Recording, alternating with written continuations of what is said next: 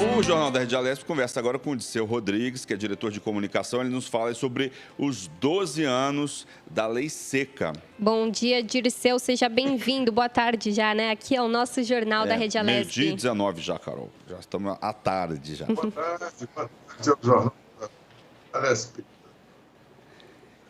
Dirceu, fala um pouco para a gente sobre a importância da Lei Seca, principalmente no trânsito, né? E o que ela mudou nesses 12 anos. A Lei Seca veio implantada desde 2008, né? Completando agora 12 anos, ela teve uma evolução favorável, né? Uma redução acentuada, né? Pelo menos uma queda de 14% dos acidentes envolvendo motoristas alcoolizados. A lei propagou um medo à população, né? Orientou, deu atenção, conscientizou essa população, mas não tivemos aí uma fiscalização efetiva, né? Não chegamos a ter uma fiscalização a nível global, em termos de Brasil. Norte e Nordeste do Brasil, os acidentes estão acontecendo, o veículo mais usado é a motocicleta e o álcool é em alto teor, quase sempre a pinga, a cachaça, né? E nós não vemos esse controle, essa fiscalização com relação a esses acidentes que estão acontecendo a todo momento no Norte e Nordeste do Brasil. As grandes capitais, a fiscalização, mas uma fiscalização também localizada, né? Não é feita essa fiscalização de maneira também a ocupar toda a cidade, né? Se faz mais nos pontos onde os jovens vão fazer tomar a sua cerveja, fazer a sua farrinha, né? Não é vista praticamente, né?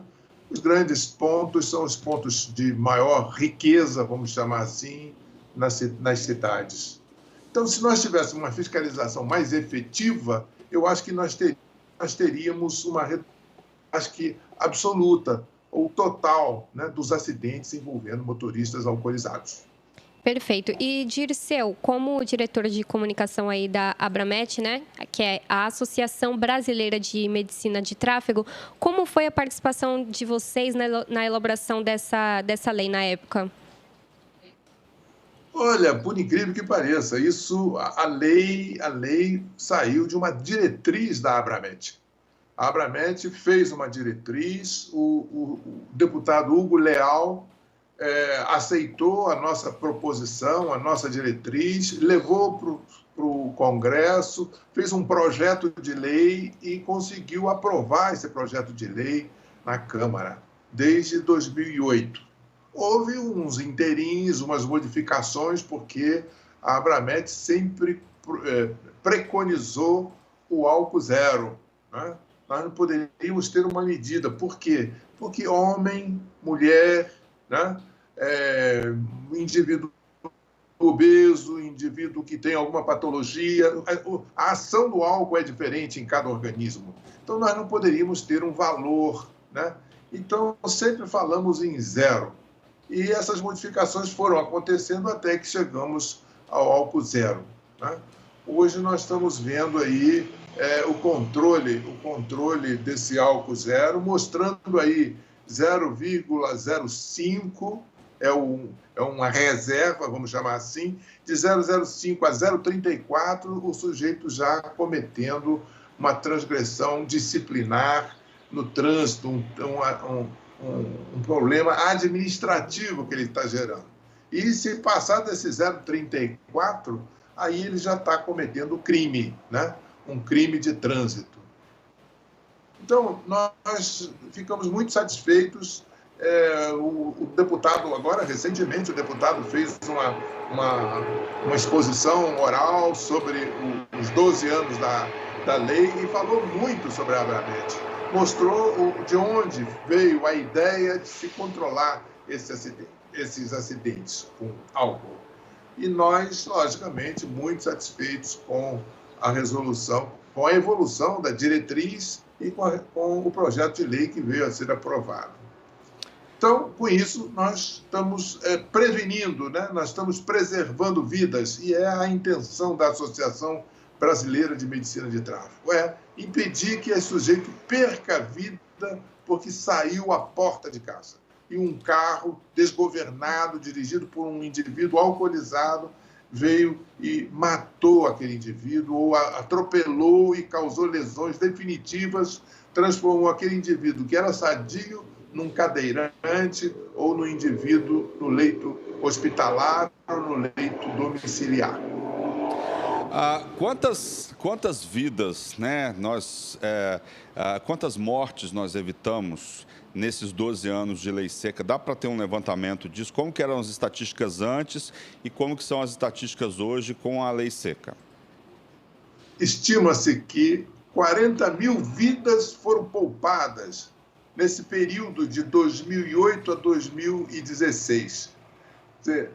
Parece incrível, mas com pouca fiscalização, como nós falamos, né, mesmo assim nós tivemos uma redução importante das mortes no trânsito causadas pelo acidente com o indivíduo alcoolizado. Tanto o pedestre como o ciclista, motociclista, motorista, não é? O álcool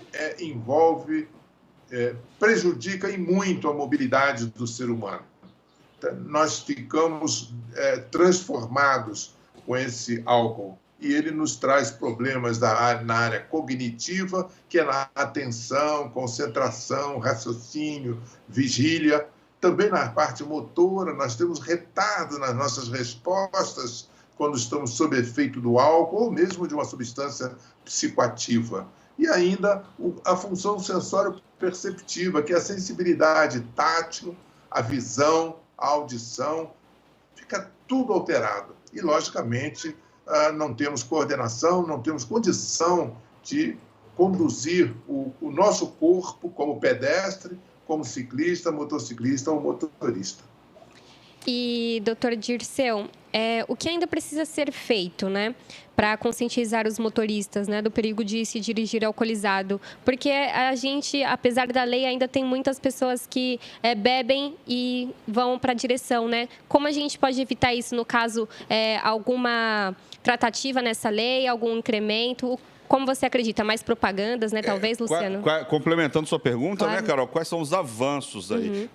O que a lei precisa melhorar, né? Para que as pessoas... Porque mesmo com a lei ainda tem muita gente que bebe e dirige, né?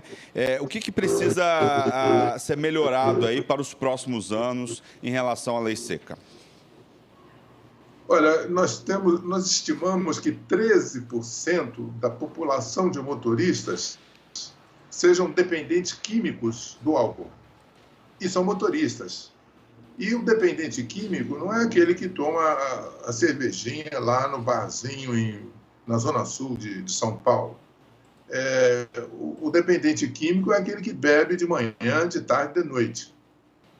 Nós não temos visto, né, uma preocupação maior com relação a essa população dependente química do álcool. Ou mesmo da droga, né? É uma coisa que nós temos que nos preocupar e tirar esse motorista que é o dependente químico ou dependente de drogas. Mas interessante é que nós vemos que fiscalização é pouca.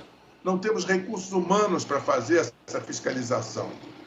Então, já chegamos a propor isso para o deputado Hugo Leal. O ideal é que nós tivéssemos o etilômetro, que é o bafômetro, conectado na direção veicular, conectado na ignição do carro. O indivíduo com um hálito alcoólico, ao girar a chave do carro, ele não consegue dar a partida. Isso já existe. Na Europa, nós já temos isso. Os indivíduos que são dependentes químicos, que têm problemas com o álcool, eles têm que dirigir carros com esse equipamento, exatamente para não poder ligar o carro e não poder sair se tiver alcoolizado.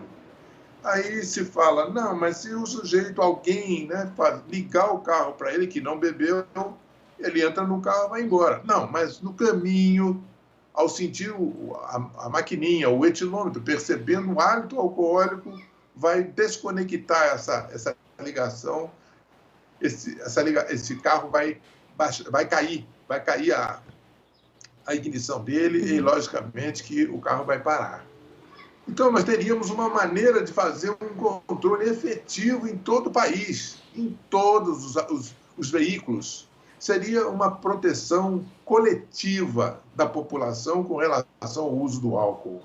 Infelizmente, não foi aceito, não foi aprovado. Por quê? Porque acharam que ia aumentar o custo do veículo, ia gerar um problema para a montadora.